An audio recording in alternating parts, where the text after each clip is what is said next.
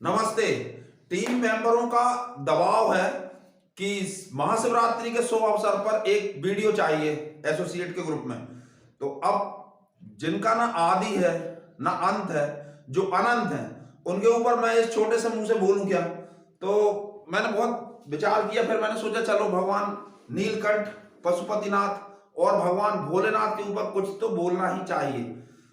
तो सबसे पहले हम उनका नाम लेते हैं नीलकंठ। भगवान शिव ने समुद्र मंथन के समय पे बहुत तीखा जो जहर निकला हलाहल, उसका पान किया और उसको उन्होंने पिया नहीं, ना ऊपर छोड़ा, उसको उन्होंने अपने कंठ में धारण कर लिया और भगवान भोलेनाथ नीलकंठ कहलाए।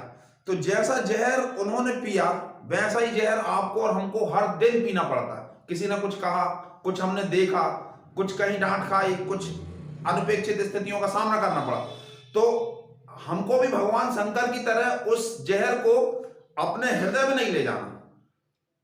यदि आप उसको हृदय में ले जाएंगे तो आप निश्चित रूप से कष्टों का सामना करेंगे और यदि आप उसको बाहर निकालेंगे तो दुनिया कष्टों का सामना करेगी।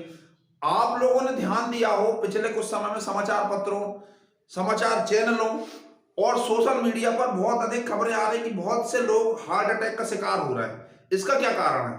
यही छोटी मोटी बातें जिनका हम अपने अवचेतन सबकॉन्शियस माइंड में संग्रहण कर लेते हैं। तो हमें भगवान नीलकंठ से प्रेरणा लेकर के उस सभी परिस्थितियों को, उन सभी परिस्थितियों को जो हमारे लिए अनपेक्षित हैं, दुखदायी हैं, इग्नोर करना सीखना चाहिए। तो ये भगवान नीलकंठ के नाम का प्रभाव है, महत्व है। दूसरा नाम लेते हैं हम भगवान पशुपति। तो आप इस चित्र को देखिए।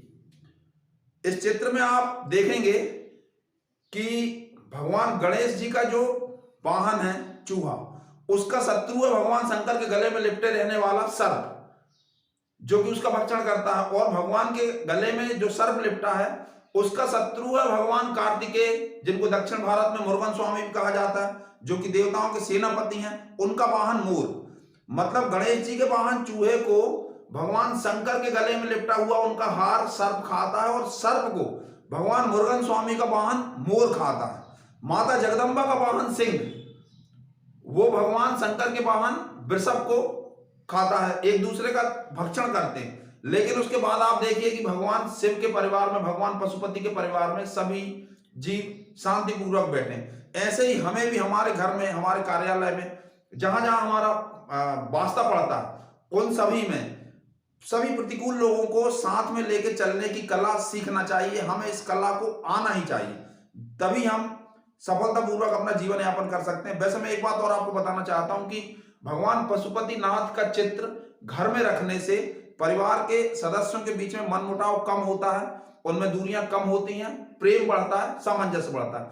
अब हम तीसरा नाम लेते हैं भगवान का, भगवान जो मुझे बहुत बहुत बहुत प्रिय है, भोलेनाथ।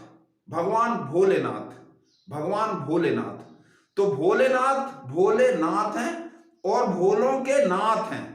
सहज सरल व्यक्तियों पे भी बिल्कुल तुरंत प्रसन्न होते हैं और उन्हें सब कुछ प्रदान करते हैं। इस संबंध में मैं आपको एक कथा सुनाना चाहता हूं कि एक चोर, जिसका जीविकोपार्जन का साधन चोरी करना था, वो चोरी करके ही अपने परिवार का पालन पोषण करता था। उसको 3 दिन तक कुछ नहीं मिला चोरी करने के लिए। तो वो मार्ग से जा रहा था, एक शंकर जी का मंदिर दिखा, तो उसने सोचा कि चलो भगवान यहीं से कुछ मिल जाए। तो वहां ना दान पेटी थी ना कोई और सामान था। शंकर जी का पुराना मंदिर था, बस ऊपर एक घंटा लटक रहा था, ऊपर एक घंटा लटक रहा था। ध्यान से सुनिएगा मित्रों, ध्यान से सुनिएगा।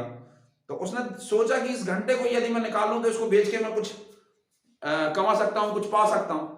तो उसने प्रयास किया, लेकिन उससे घंटा को निकालते बना नहीं, कुछ ऊंचाई पे लगा था। फिर उसने दिमाग लगाया कि यदि मैं शंकर जी की पिंडी पे, शिवलिंग पे खड़ा हो जाऊं तो मैं इस घंटे को सहजता पूर्वक, सरलता पूर्वक निकाल लूंगा। ऐसा सोच के वो शिवलिंग के ऊपर खड़ा हो गया।